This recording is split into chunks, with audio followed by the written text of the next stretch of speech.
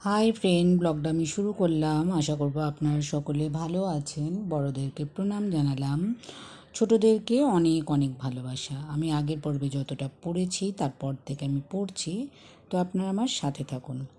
নবাবের অধীনে শিকদারি করা এক জিনিস আর নিজের ইজাদারি থেকে টাকা তুলে বর্ধমান রাজাকে খাজনা মেটানো অন্য জিনিস। এছাড়াও গোঘাটের বিশিষ্ট কিছু মানুষ ধরেছে তাদের গায়ে কোনো টোল বা পাঠশালা নেই। রামকান্তবাবু যেন দিকটায় নজর দেন। একখানা পাঠশালা বা চতুষ্পাঠের বড়ই প্রয়োজন। রামকান্ত মেনে নিয়েছেন আসছে নববর্ষের আগেই যদি তা তৈরি করে দিতে পারেন তবে খাজনা আদায়ে কষ্ট হতে হবে না। বড় ছেলে জমি জায়গা দেখছে। রামমোহন সংস্কৃতি ও আরবি ফার্সিতে পণ্ডিত হয়ে গিয়েছে। মুক্তব্য বানাতে যাবেন না, তার জন্য মৌলবি আছে। কিন্তু একখানা চতুষ্পাঠী গড়ে দিয়ে যদি রামমোহনকে চতুষ্পাঠীর অধ্যক্ষ করে দেওয়া যায় তা সব দিকেই সুরাহা। রামমোহনকে বেঁধে রাখার একটা পাকা ব্যবস্থা হয়ে যাবে। তেমনি গোঘাটের মানুষের হিতে কাজ করা হলো। বর্ধমান রাজবাড়িও এতে তার ওপর তুষ্ট হবে। বর্ধমান রাজা খুবই শিক্ষা অনুরাগী, কিন্তু রামমোহন কি তার প্রস্তাবে সম্মতি দেবে? মনে পড়ল বাড়িতে ফিরেই বাবা মার পা না ছুঁয়ে রামমোহন হাত জোর করে বলছে নম জগদীশ্বরায় নম। আগে ভাবেননি, এখন মনে পড়তেই রামকান্ত রায় অবাক হলেন। ফুল ঠাকুরানীর ছোট ছেলে রামমোহন খুবই প্রতিভাবান বটে। পাঠশালার গুরুমশায়ের পরামর্শে তিনি রাজভাষা ফার্সির পাঠ নিতে পাটনায় পাঠিয়েছেন। দেশের ভেতরে পাটনায় খুব নাম ফার্সি ও আরবি শিক্ষার জন্য। তারপর মায়ের ইচ্ছে সে বেনারসে গিয়ে সংস্কৃত অধ্যয়ন করেছে। রামমোহন এবছর পাঁচেকের ভেতরে বেশ খানিকটা লম্বা হয়েছে। তাকে হৃষ্টপুষ্ট লাগছে। চোখে মুখে এক ভালো লাগার দীপ্ত এসেছে। মেজ সন্তানকে অনেক দিন বাদে সামনে দেখে রামকান্ত রায়ের খারাপ লাগার কথা নয়, কিন্তু খটকা লাগলো রামমোহনের ওই ব্যবহারে। তবে কি পণ্ডশ্রম হলো? ছেলেকে পাটনায় রাজভাষা শিক্ষা নিতে পাঠানো ভুল হলো? পোশাক আর হাঁটা চলার ভেতরেও কেমন মুসলিম অভিজাত পরিবারের মানুষের মতো ব্যক্তিত্ব। রাম কত শঙ্কিত হলেন। তবে কি শ্বশুরমশাই শ্যাম ভট্টাচার্যের অভিশাপ ফলতে চলেছে? তিনি তো অভিশাপ দিয়েছিল এই ছেলে কুলাঙ্গার হবে। রামকান্ত রায় বৈঠকখানায় সেরেস্তার থাকা খাজানজি আর একজন কেরানিজি ছিল, তাদের ছুটি দিয়ে নিজেকে খানিক প্রস্তুত করে নিলেন। মানে ছেলের সঙ্গে কি বলবেন তার একটা মোহরা মনে মনে দিয়ে নিলেন। এই ফাঁকে কয়েকবার কৃষ্ণ নাম করে নিয়েছেন। কণ্ঠে সুর আছে, তার অল্প স্বরে গাইছেন আর পাদচারণা করছেন। দীর্ঘ দোহারা চেহারায় রামকান্ত পিঠে দুহাত বেঁধে বৈঠকখানার লম্বা বারান্দা ধরে হাঁটছেন। মাথার ওপর দুপুরবেলা পায়রার বকবক শোনা যাচ্ছে।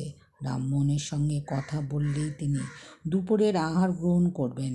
রান্নাবাড়ির দিকে চাকর বৃন্দাবন আর এক দাসী এসে আসন পেতে খাবার দেবে। তারা পালা করে পাখার বাতাস করবে। রামকান্ত আহারের সময় রামকান্ত নিজের ভিতরে স্থিত হয়ে গাইছেন হরে নম কৃষ্ণ যাদবায় নম, গোপাল গোবিন্দ নাম শ্রীমধুসূদন। নিজের গানের স্বরের ভেতরে অন্য একটা কণ্ঠ কানে এলো। চেনা সে কণ্ঠ ভেতর মহল থেকে সেই স্বরে উত্তেজনা শুধু সাড়া দিলেন কৃষ্ণ কৃষ্ণ। বাটির অন্য কোনো দিকে মন নাই, সব ঝুঁকি আমার। এমনকি শান্তিতে একটু ঠাকুর দেবতার সেবাদান করিতেও পারি না। বাবা শ্যাম ভট্টাচার্য স্বর্গে গিয়ে থানা দিয়েছেন। তিনি যদি জানতেন কার হাতে আমায় সঁপেছেন। এক মাথা ঘুমটা থাকলে পৃথুলা শরীরে আর সেই শরীরে ঘুরে ভেসে আসা জবান তার চেনা। রামকান্ত গান থেমে গেল। তিনি থরি থরি সিঁড়ি বেয়ে নেমে এলেন। কি হলো গিন্নি, তুমি আবার তোমার দুর্বল শরীর লইয়া এতখানি কষ্ট করিয়া অন্দরমহল হইতে আসিলে এই সেরেস্তার বাড়িতে? দারোয়ান শিবনন্দকে দিয়া খবর পাঠাইলেই তো কার্য মিটিত। আমি অন্দরমহলে হাজির হইতাম। তাই তো করতেছি। ওই ডাকরা দারোয়ান শিউরিনন্দনে আবার কোন কাজে লাগবে? সে হুকুম সর্দার বলে অন্দরমহলের দুয়ারে আটকাতে পারতেছে না। দূর করে দাও তারে। কেবল বসে বসে গামলা গামলা অন্ন ধ্বংস করে নাকি? রামকান্ত দেখলেও বেজায় খেপেছে তার গিন্নি, কিন্তু বেচারা শিউরিনন্দনের ওপর তার বর্ষাচ্ছে কেন? সে রেগে গেলে তো নিজের বাপকেও ছাড়ে না। একবার তো বাপের সঙ্গে এমন কথা কাটাকাটি হলো যে ভট্টাচার্য মশাই রেগে ব্রহ্মশাপ দিয়ে দিলেন। তখন কোলে তার ছোট্ট ছেলে মোহন, তো সেই মোহনকেই শাপ দিলেন মেয়েকে জব্দ করতে, মানে ঝিকে মেরে যেন বউকে শেখানোর রেওয়াজ। তেমনি তান্ত্রিক শ্যাম ভট্টাচার্য শাপ দিয়েছিলেন মোহনের জন্য অশেষ দুঃখ ভোগ করে ফুল ঠাকুরানী। রামকান্ত গিন্নি ফুল ঠাকুরুনকে সামলানোর কায়দা জানেন। ফুল ঠাকুরুনিকে তরফে তারিণী দেবী হ্যাঁ দেন তিনি। এরকম খানিক ফু দিতে উতলে ওঠা তাপ তিনি ঠান্ডা করেন। রামকান্ত বলেন, আজই আমি দারোয়ান শিউরিনন্দনকে বিদায় করিতেছি। শুধু গোপ পাকাবার জন্য তো তাকে নিয়োগ দেওয়া হয় নাই। দূর করে দেবো, সব দূর করে দেবো। এইটুকু বাড়িতে তো এর এটে ওঠা যাচ্ছে না, ছেলে মেয়ে আত্মীয় পরিজন চাকর চাকরানি নিয়ে। ফুল ঠাকুরানীর মাথায় চকিতে একটা মতলব এলো। কর্তা এই সময় নরম আছেন, এক্ষুনি একটা দান ফেলতে হয়। জামাই গুরুদাস, দুই ছেলে, তাদের বউ, আত্মীয় পরিজন নিয়ে এখানে একবার স্থান সংকলে হচ্ছে না। বাবা শ্যাম ভট্টাচার্য তাকে কম কিছু দেননি। সেই সব টাকা কড়ি কর্তার জিম্মায় রয়েছে। তো সেই টাকা যদি কাজে না লাগে, মানে সিন্ধুকের থেকে কি ডিম পাড়বে? মনের কথা ঘুমটার আড়াল থেকে বললেন এই বাড়িতে এত লোকজন যে গায়ে গায়ে ঠেসাঠেসি লাগছে। লোকজন বাড়ছে হু হু করে, একটু নিরিবিলিতে পূজা আচ্চার উপায় নেই। তুমি যদি এর একটা বিহিত করো। রামমোহন আহত হলেন। বাবার কাছেও এমন শত্রুবোধ ব্যবহার পেয়েছেন। মায়ের কাছে জানতে এসেছিলেন। বর্ধমান রাজের দরবারে গিয়ে তিনি কাজকর্য করতে চান। ভাগীরথীর জলে সবে এক পোঁচ কালি লেগেছে, সন্ধ্যা নেমেছে। গঙ্গা কিশোরের মনে হলো এই সময়ে উঠে পড়া ভালো। সাহেব বিবিদের ঘোড়ার গাড়িতে চেপে বিকেলের গায়ে হাওয়া লাগানো কোলাহল ফিকে হয়ে এসেছে, নির্জন হয়ে গেছে জায়গাটা। কলকাতার আজকাল তত নিরাপদ নয়। হুগলির থেকে চোর ডাকাত এসে কলকাতার রাস্তার উপদ্রব শুরু করেছে। পাবড়া ছুঁড়ে মেরে পায়ের গোড়ালির হাড় ভেঙে পথিক লোকজনের সর্বস্ব লুণ্ঠন করে নিচ্ছে। গঙ্গাকিশোর উঠে পড়তে চেয়ে দেওয়ানজির দিকে তাকালেন। দেখলেন দেওয়ান রামমোহন রায়ের দু চোখ থেকে জল অনর্গল বয়ে চলেছে। গঙ্গাকিশোর ভেবেছিলেন রামমোহনের হাঁটুতে হাত দিয়ে তার সংবিত ফিরিয়ে বললেন উঠে পড়তে, কিন্তু এই অবস্থায় কি করা উচিত? রামমোহন নিজের পকেট থেকে সুগন্ধি রুমাল বের করে চোখ মুছলেন। তিনি দেখলেন গঙ্গাকিশোর তাকে ডাকাত হাত বাড়িয়ে আবার হাত গুটিয়ে নিয়েছে। রামমোহন নিজেকে স্থিতিদীপ করতে, নিজের ভেতর নিজেকে সান্ত্বনা দিতে বেশ জোরেই হাফিজের কবিতার লাইন উচ্চারণ করলেন। রামমোহন নিজের কান্নাকে নিজেকেই মুছে দিতে হাফিজ রুমি স্বামী তাবরিজের কবিতা আওড়ান। পাটনা থেকে এই ঔষধি তিনি সঙ্গে এনেছেন। স্মৃতির আবেগ খানিক বেশ ছিল বুঝি। রামমোহনের কণ্ঠ নির্জন নদী পার গম গম করে উঠল। কবিতা বলতে বলতে রামমোহন গাত্রোত্থান করতে দেখে গঙ্গাকিশোরও উঠলেন। একটু গলার জোর বাড়িয়ে হাঁকলেন, কোচওয়ান। স্টুয়ার্ট কোম্পানির একটি জুড়ি ঘোড়ার গাড়ি থামল সার্কুলার রোডের বাগান বাড়ির সামনে। রবিবার সকাল 7:30-8টা হবে।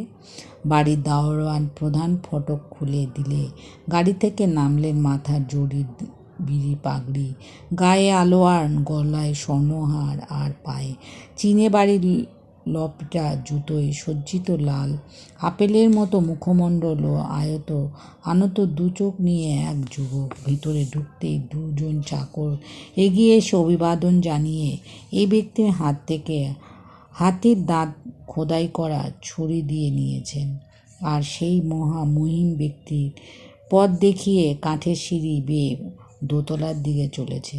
দ্বিতলে উঠতে একটা ঘর থেকে শ্লোক উচ্চারিত হতে শুনে এক মুহূর্ত দাঁড়ালেন সেই ব্যক্তি।